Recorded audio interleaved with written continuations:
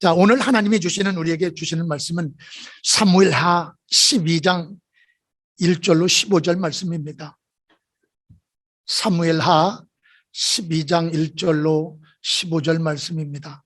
조금 말씀이 깁니다. 그래도 다 여러분들이 잘 아는 내용이기 때문에 여러분이 가만히 들으셔도 되는 내용입니다. 사무엘하 12장 1절로 15절 말씀입니다. 이 말씀은 제가 여러분에게 봉독해 드리겠습니다. 여러분들은 성경에 집중해서 성경을 보시기 바랍니다. 여호와께서 나단을 다윗에게 보내시니 그가 다윗에게 가서 그에게 이르되 한 성읍에 두 사람이 있는데 한 사람은 부하고 한 사람은 가난하니 그 부한 사람은 양과 소가 심히 많으나 가난한 사람은 아무것도 없고 자기가 사서 기르는 작은 암양 새끼 한 마리뿐이라. 그 암양 새끼는 그와 그의 자식과 함께 자라며 그가 먹는 것을 먹으며 그의 잔으로 마시며 그의 품에 누움으로 그에게는 딸처럼 되었거늘 어떤 행인이 그 부자에게 오매 부자가 자기에게 온 행인을 위하여 자기의 양과 소를 아껴 잡지 아니하고 가난한 사람의 양 새끼를 빼앗아다가 자기에게 온 사람을 위하여 잡았나이다 하니 다윗이 그 사람으로 말미암아 노하여 나단에게 이르되 여호와의 살아계심을 두고 맹세하노니 이 일을 행한 그 사람은 마땅히 죽을지라. 그가 불쌍히 여기지 아니하고 이런 일을 행하였으니 그 양 새끼를 4배나 갚아 주어야 하리라 한지라. 나단이 다윗에게 이르되 당신이 그 사람이라. 이스라엘의 하나님 여호와께서 이와 같이 이르시기를 내가 너를 이스라엘 왕으로 기름 붓기 위하여 너를 사울의 손에서 구원하고 내 주인의 집을 내게 주고 내 주인의 아내들을 내 품에 두고 이스라엘과 유다 족속을 내게 맡겼느니라. 만일 그것이 부족하였을 것 같으면 내가 내게 이것저것을 더 주었으리라. 그러한데 어찌하여 내가 여호와의 말씀을 업신여기고 나 보기에 악을 행하였느냐. 내가 칼로 햇사람 우리야를 치되 암몬 자손의 칼로 죽이고 그의 아내를 빼앗아 내 아내로 삼았도다. 이제 내가 나를 업신여기고 햇사람 우리야의 아내를 빼앗아 내 아내로 삼았은즉 칼이 내 집에서 영원토록 떠나지 아니라 하셨고 여호와께서 또 이와 같이 이루시기를 보라 내가 너와 내 집에 재앙을 일으키고 내가 내 눈앞에서 내 아내를 빼앗아 내 이웃들에게 주리니 그 사람들이 내 아내들과 더불어 백주에 동침하리라. 너는 은밀히 행하였으나 나는 온 이스라엘 앞에서 백주에 이 일을 행하리라 하셨나이다 하니 다윗이 나단에게 이르되 내가 여호와께 죄를 범하였노라 하며 나단이 다윗에게 말하되 여호와께서도 당신의 죄를 사하셨나니 당신이 죽지 아니하려니와 이 일로 말미암아 여호와의 원수가 크게 비방할 거리를 얻게 하였으니 당신이 낳은 아이가 반드시 죽으리이다 하고 나단이 자기 집으로 돌아가니라. 우리아의 아내가 다윗에게 낳은 아이를 여호와께서 치심에 심히 앓는지라. 아멘. 말씀이 15절까지 좀 길었습니다. 말씀의 제목을 우리 시대가 회복해야 할 것은 이렇게 말씀의 제목을 세웠습니다. 여러분, 우리가 인생을 살아가면서 어떤 때 하나님의 사랑을 가장 많이 경험합니까? 어떤 때 하나님이 나를 정말 사랑하신다고 생각하는가? 물론 사람마다 각각 조금씩은 다 다르지만 어떤 사람은 가장 절박하고 가장 힘들 때 또는 생사의 갈림길에 만났을 때 하나님의 음성을 듣거나 하나님의 사랑을 경험하는 사람도 있습니다. 또 어떤 경우에는 하나님의 사랑을 자신이 승승장구하고 모든 것이 자신이 뜻대로 될 때 하나님이 나를 참 사랑하시는구나 하고 느끼는 경우도 있습니다. 각각 하나님의 임재와 사랑을 느끼는 현장은 다르겠지만 아주 중요한 것이 있습니다. 그것은 우리가 공고한 날이나 형통한 날이나 하나님이 우리를 사랑하신다고 하는 것은 동일하시다라고 하는 내용입니다. 단지 우리가 깨닫지 못하고 있을 뿐이지 그 사랑은 동일하다는 말씀입니다. 우리가 귀를 닫고 듣지 않거나 눈을 감고 보지 않아서 하나님이 여전히 우리를 사랑하시고 우리가 동행하신다고 하는 것을 깨닫지 모르고 모를 뿐이지 하나님은 동일하게 우리를 사랑하시고 계시다고 하는 사실입니다. 나를 구원하시고 나를 자녀 삼으신 그날만 나를 사랑하시는 것이 아니라 일평생 나를 사랑하고 계신답니다. 여러분, 이거 동의하시면 아멘 하시기 바랍니다. 할렐루야, 아멘입니다. 여러분, 성경은 이렇게 말씀하고 있습니다. 시편 71편 9절에 보면 내가 소식적뿐 아니라 늙어 백발이 될 때에도 나를 버리지 마시며 내 힘이 쇠약할 때에 나를 떠나지 마소서, 끝까지 그 사랑을 내게 공급해 주시옵소서라고 말씀하시는 내용이 나옵니다. 여러분, 일평생 그 사랑은 우리를 떠나지 않고, 그 사랑은 무한함에도 불구하고 간혹 우리는 그 사랑을 잊고 살 때가 너무나도 많이 있습니다. 그렇다고 한다면 어느 때 우리가 가장 많이 하나님을 잊고 사는 것일까? 어려울 때일까? 그런데 그렇지 않습니다. 우리 삶이 고통스럽고 어려울 때는 오히려 주님을 더 망각하지 않습니다. 우리 삶이 어렵고 고통스러울 때는 오히려 더 주님 앞에 나와서 무릎 꿇고 기도하고 하나님께 더욱더 매달리는 것이 우리들의 모습입니다. 그렇다면 어느 때 주님의 사랑을 가장 많이 잊고 살까요? 언제 우리가 자만하고 언제 우리가 하나님이 없었던 것처럼 살까요? 여러분, 언제 그렇습니까? 그것은 내가 부유할 때였습니다. 그것은 내가 제법 성공했다고 생각할 때였습니다. 제법 내 힘으로 설 수 있다고 생각할 때였습니다. 이때가 하나님의 사랑을 잊고 살 때가 가장 많았던 것을 우리는 이미 경험했습니다. 여전히 하나님은 나를 사랑하고 계심에도 불구하고 내가 하나님을 외면하고 등지고 잊고 살 때가 많았다는 사실입니다. 여러분은 어떻습니까?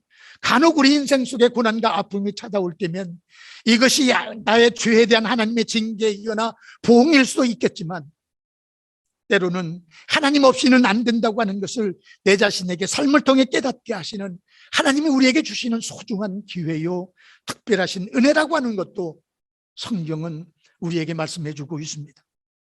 그때 비로소 나는 나의 한계를 깨닫게 됩니다. 내가 붙잡고 있던 모든 것들을 다 내려놓고 하나님께 돌이키기 시작을 합니다. 교만도 버립니다. 죄악도 버리고 하나님이 싫어하시는 모든 것들을 버려놓고 하나님을 의지하기 시작을 합니다. 그런 기회를 통해서 내 신앙과 내 삶을 경고케 하시는 것을 성경은 분명하게 말씀하시고 있습니다. 여러분, 어떨 때는 자주 부르던 찬양이, 어떨 때는 내가 매일매일 성경을 묵상하는 아주 친근한 하나님의 말씀이 어떤 때는 내 가슴에 와닿을 때가 있습니다. 어떨 때는 내 가슴을 후벼 팰 때도 있습니다. 내 가슴을 때릴 때도 있습니다. 아, 정말 그렇구나. 내가 그동안 뭘 잡고 살아왔지? 내가 지금 뭘 의지하고 살아가는 거야? 아, 이것은 내가 잡을 것이 아니었구나.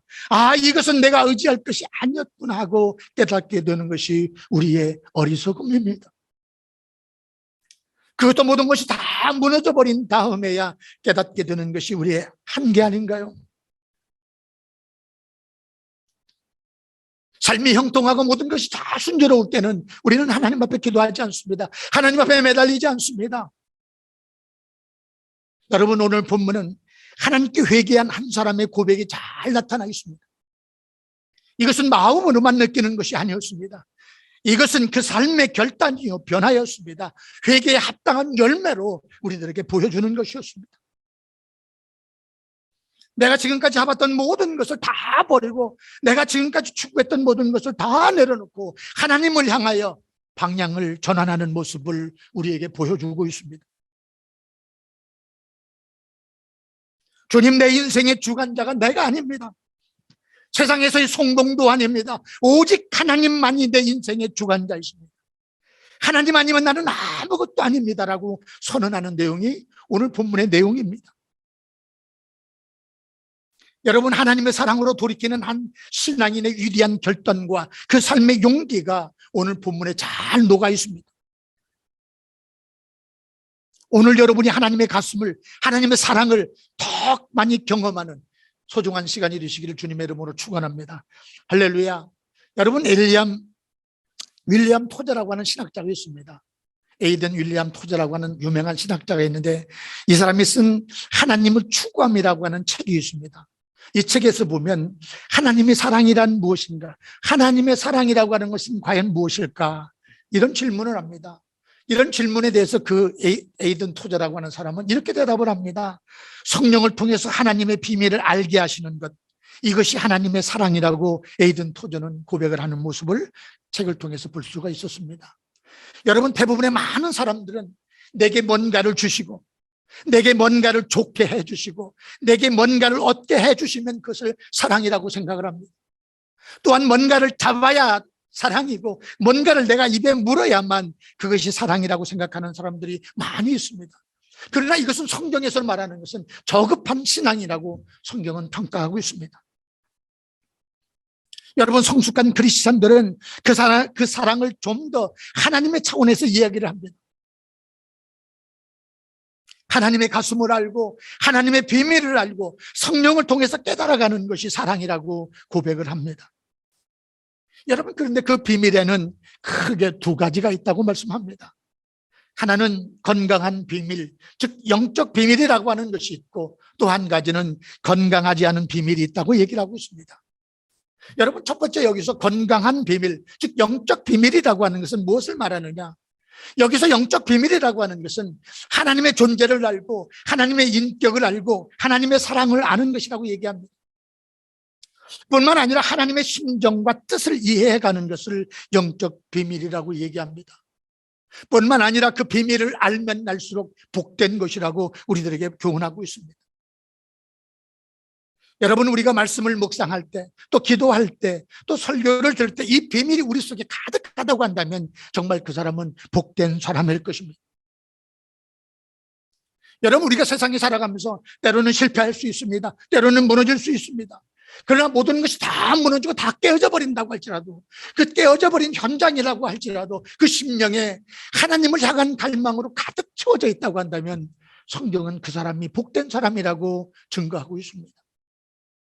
비록 세상 사람 눈에서 보면 그 모습은 실패한 모습이요, 무너져버린 모습이지만 오히려 그런 상황 가운데서도 하나님을 향한 갈망으로, 하나님으로 채우고 싶어하는 갈망으로 가득 차다고 한다면 그 심령은 복된 심령이라고 분명히 성경은 우리에게 교훈해주고 있습니다. 여러분, 지금 이 시간에도 많은 사람들이 하나님의 말씀을 듣고 예배의 자리에 있지만 또 하나님은 우리에게 동일하게 사랑하신다고 말씀하고 있지만 성경은 특별한 사랑이 따로 있다고 말씀합니다. 그 사랑은 말씀을 듣는 마음을 가진 사람들이라고 성경은 우리에게 말씀하고 있습니다. 여러분, 하나님이 정말 존귀하게 여기는 사람은 하나님의 말씀을 흘려듣지 않고 가슴으로 듣는 사람이라고 말씀하고 있습니다.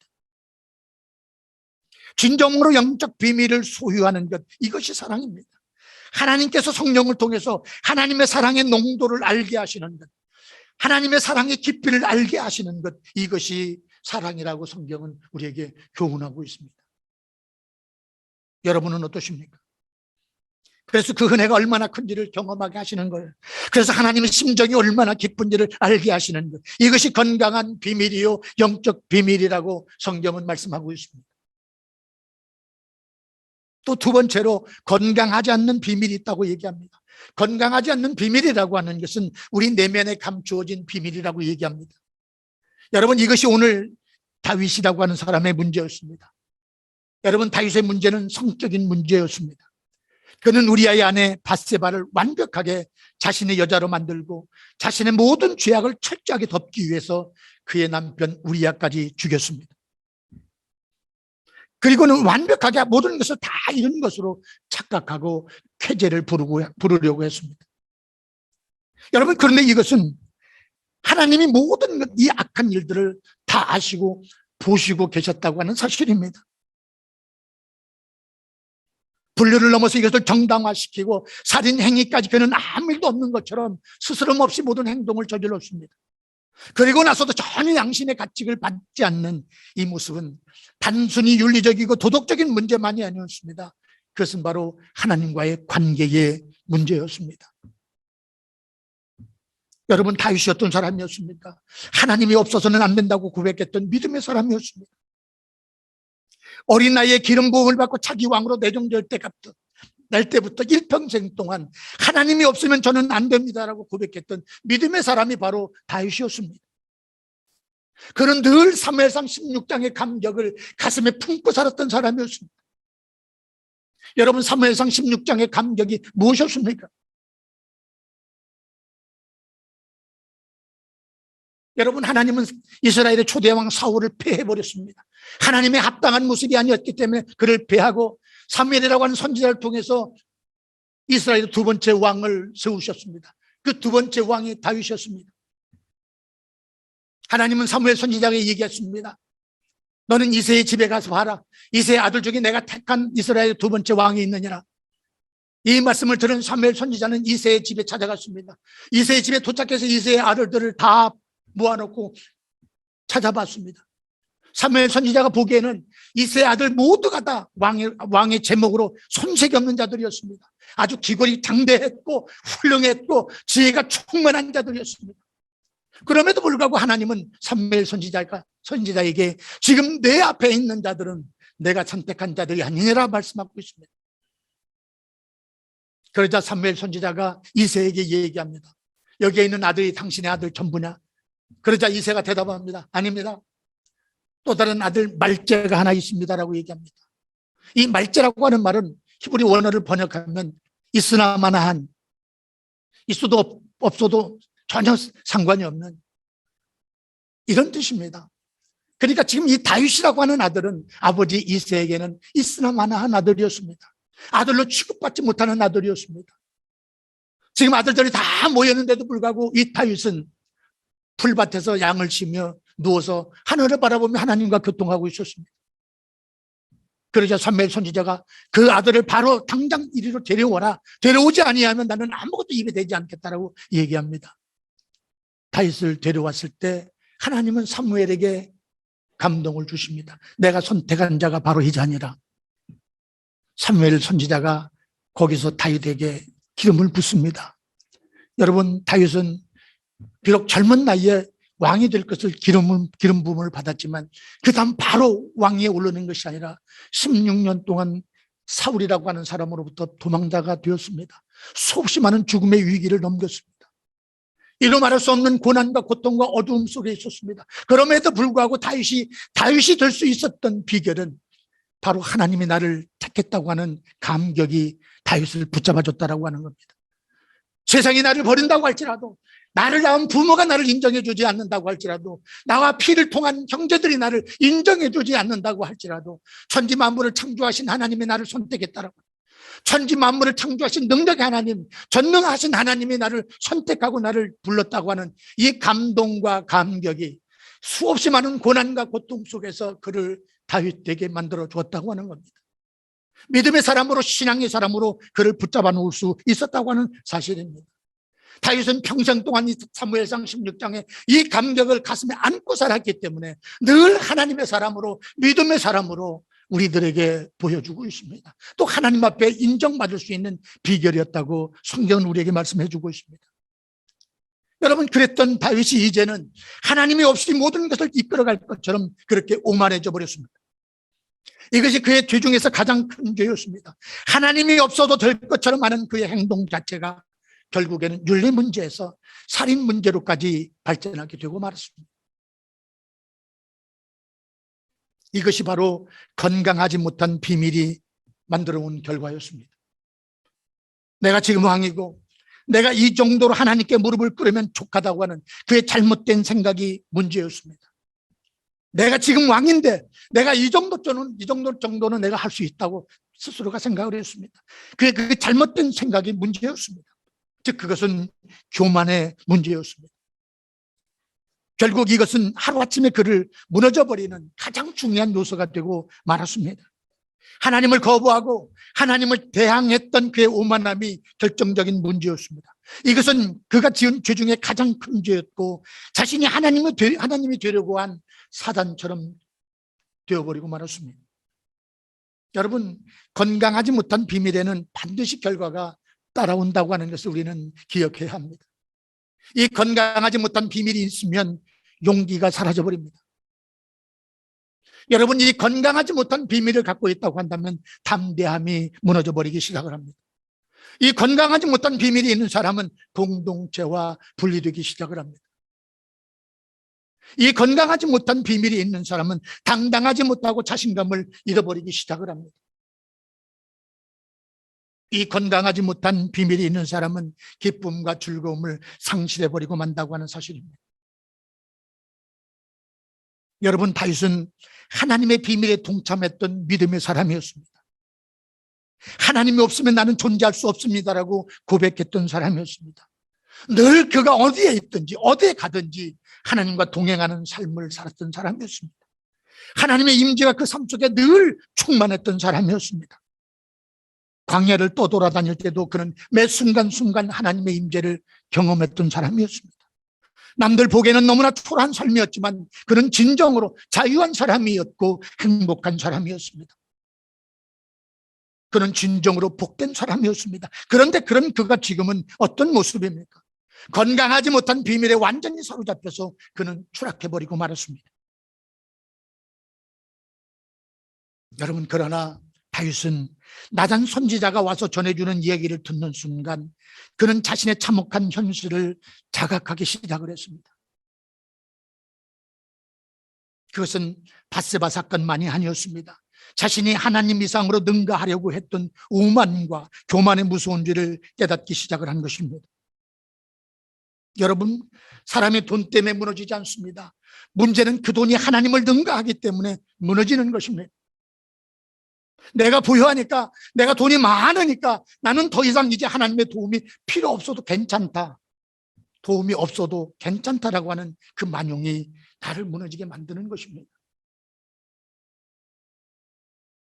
그러나 하나님만이 내 인생의 주관자이십니다. 하나님이 나를 정말로 불쌍히 여기시고 저와 함께해 주셔야지만이 제가 존재할 수 있습니다. 이런 자가 강한 자요, 이런 사람이 여전히 복된 사람이라고 성경은 우리에게 분명히 말씀해 주고 있습니다. 여러분, 오늘 우리 이 시대가 회복해야 할 것이 무엇이겠습니까? 여러분, 우리가 회복해야 할 가장 중요한 것이 무엇이라고 생각하십니까? 그것은 바로 우리 삶 속에서, 우리 신앙 속에서 하나님의 절대 주권을 회복하는 것이어야 한다고 하는 겁니다. 그것은 오직 하나님의 은혜만을 기억하며 살겠다는 선언을 하는 것을 의미하는 것이라고 말할 수 있습니다. 우리 삶 속에서 오직 하나님의 은혜만이 있어야지 산다고 고백하는 겁니다. 우리의 삶의 모든 과정, 모든 여건이 오직 하나님의 주권에 의해서 모든 것이 진행된다고 하는 것을 믿음으로 고백하는 겁니다. 여러분, 지금 하나님은 범죄한 다윗에게 나단 선지자를 통해서 하시는 말씀의 핵심이 무엇입니까? 다윗아, 내가 음란 죄를 지었구나, 네가 살인죄를 지었구나, 이렇게 말씀하고 있지 않습니다. 다윗아, 너는 지금 너의 주권자가 누구인지를 망각했구나. 너는 지금 이 왕의 자리를 누가 주었는지 내가 잊었구나. 너는 지금 내가 사울을 패하고 너에게 왕권을 준 주권자라고 하는 것을 내가 잊었구나. 지금 이것을 나단 선지자를 통해서 하나님은 다윗에게 말씀하시고 있는 겁니다. 여러분, 어쩌면 이 말씀은 굉장히 무서운 말씀입니다. 다윗은 순간적으로 자신의 힘의 능력으로, 자신의 모든 것으로, 자신 스스로 열심으로 모든 것을 다 이뤘다고 생각을 했습니다.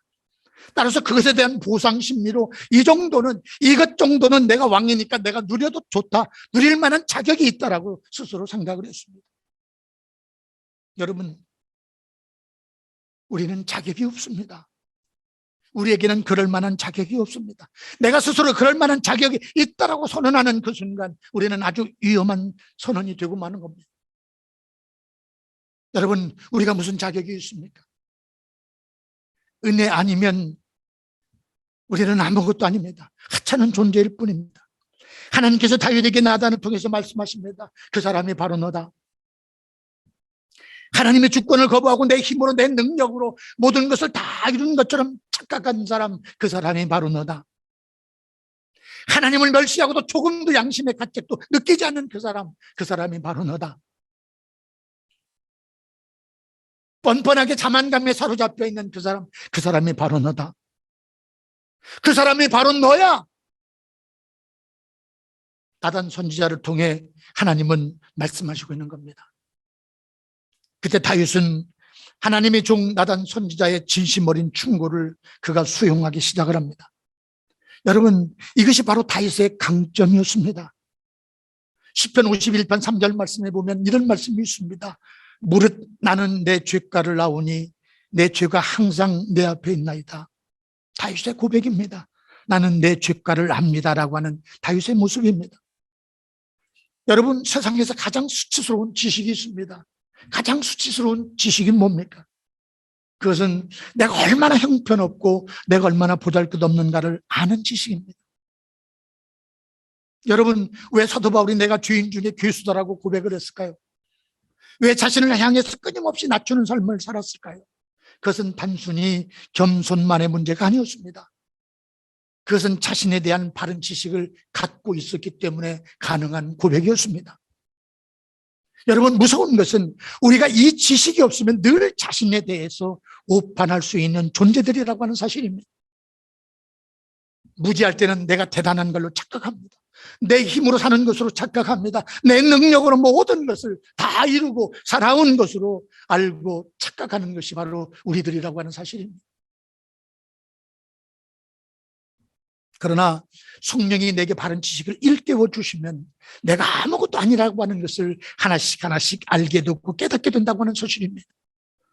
내가 하나님의 은혜 없이는 얼마나 산심한 존재인가를 스스로 깨닫게 된다고 하는 사실입니다. 다윗이 깨닫기 시작을 합니다. 다윗은 지금 자신이 범죄한 것이 누구 앞에서 범죄한 것인가를 스스로 깨닫기 시작을 했습니다. 바로 하나님께였습니다. 밧세바 사건도 우리아 사건도 모두가 다 하나님 앞에서 하나님께 지은 범죄였습니다. 왜 그럴까요? 하나님을 거부하고 하나님의 주권을 철저하게 등졌을 때 나타나는 결과들이 바로 이런 것들이기 때문에 그렇습니다. 근본의 문제는 하나님께 대한 범죄였습니다. 하나님이 없어도 되는 것처럼 착각한 것이 죄였습니다. 지금 그는 죄의 한 진정한 면이 무엇인가, 어떤 것이 진정한 죄가 범죄한 것인가를 스스로 깨달아 알기 시작을 했습니다. 그리고 그는 변명하지 않았습니다. 주님, 언제나 죄인은 나였습니다. 주님, 십자가 은혜 아니면 언제나 죄인은 납니다. 주님, 십자가 사랑 아니면 언제나 무너지는 것이 바로 납니다. 여전히 그 은혜 가운데 살아야만 된다고 하는 것을 그는 철저하게 깨닫고 하나씩 하나씩 고백하기 시작을 했습니다. 하나님이 아니면 우리는 살 수 없습니다. 십자가 은혜 아니면 우리는 아무것도 아닙니다. 십자가의 사랑 아니면 우리는 아무것도 아닙니다. 오늘 우리에게 교훈하시는 말씀의 핵심이 무엇입니까? 너 자신의 의로움이나 공로를 앞세우지 말라는 말씀입니다. 너 자신의 양심이라고 하는 것도 믿지 말라는 말씀입니다. 오직 십자가의 은혜만을 믿으라는 말씀입니다. 오직 십자가의 은혜만을 붙들라는 말씀입니다. 오직 그 은혜만 기억하고 사는 것이 우리가 신앙 안에 있어서 가장 중요한 것이고 핵심이라고 말씀하시고 있습니다. 이제 우리가 십자가 은혜를 덧입고 이렇게 고백하며 사는 성도들이었으면 좋겠습니다. 성령께서 내게 더 바른 지식으로 인도하여 주시옵소서. 내게 본질을 보게 하시고 그 흉악함을 보게 하시고 나의 죄를 보게 해 주시옵소서. 십자가가 아니면 나는 안 되는 사람이라고 하는 것을 내가 스스로 깨닫고 하나님께서 나를 도와주시옵소서. 스스로 깨닫게 하시고 하나님께서 도와주시옵소서. 하나님의 절대적인 주권 앞에 무릎 꿇는 삶이 되도록 제 삶의 방향을 돌이켜 주시옵소서. 그래서 항상 그 길로 걸어가도록 주님께서 도와주시옵소서 하고 선언하는 것이 우리 삶이 되어지기를 간절히 소망해 봅니다. 여러분, 오늘 이 시간 성령께서 인도해 주시리라고 확신합니다. 할렐루야. 다 같이 일어나셔서 찬송가 428장 찬송하시겠습니다.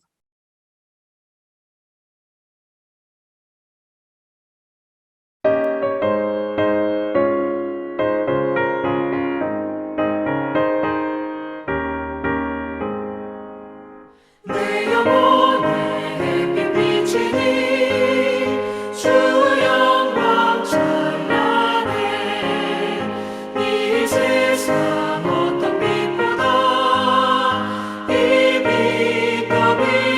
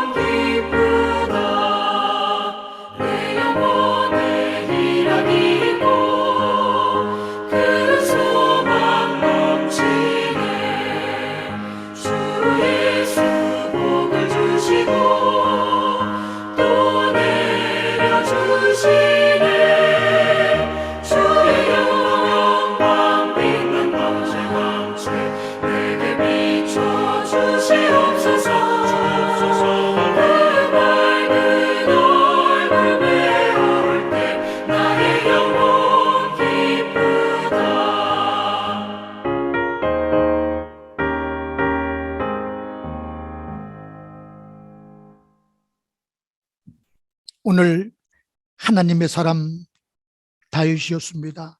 믿음의 사람 다윗이었습니다. 그럼에도 불구하고 건강하지 못한 비밀 하나 때문에 하나님 앞에서 무너져버린 모습을 오늘 말씀을 통해서 함께 상고했습니다. 거룩하신 아버지 하나님, 건강하지 않은 비밀이 우리를 하나님 앞에서 무너뜨리는 일이 없도록 오늘 말씀이 우리 신비에 잘 박힌 못이 될 수 있도록 아버지 하나님 도와주시고 함께해 주시옵소서. 늘 하나님의 주권을 인정하는 삶이 되게 하시고 늘 하나님의 은혜로만 살겠다고 다짐하고 선언하는 삶이 되어질 수 있도록 아버지 하나님 은혜도 하시고 도와주시옵소서. 아버지 하나님, 오늘 우리가 살고 있는 이 시대는 한 치 앞도 예측할 수 없는 불확실한 시대요, 잘못된 오류들이 진리인 양 호도되는 세상입니다. 이런 세상 속에서 하나님의 생명의 말씀이 늘 우리 심령 안에 있어서 그 말씀이 작동되어져서 우리 삶의 우리 인생의 빛이요 등불이 될 수 있도록 아버지 하나님 함께 하셔서 말씀을 쫓아가는 삶이 되게 하시고 늘 하나님 앞에 건강한 비밀, 영적 비밀을 통해 하나님 마음을 알고 하나님의 뜻을 알기 위해 몸부림치는 저희 모두가 될 수 있도록 아버지 하나님 도와주시고 함께해 주시옵소서. 지금은 우리 주 예수 그리스도의 은혜와 하나님 아버지의 크신 사랑하심과 성령님의 고통 역사 충만 내주 인도하심이 우리가 살아가는 삶 속에 하나님의 주권을 회복하고 인정하기를 원하고 하나님의 오직 은혜로만 살겠다고 다짐하고 결단하는 하나님의 자녀들 머리머리 위에와 섬기는 가정과 섬기는 사역지와 사업장 위에 지금으로부터 영원토록 함께 하시기를 축원합니다. 아멘.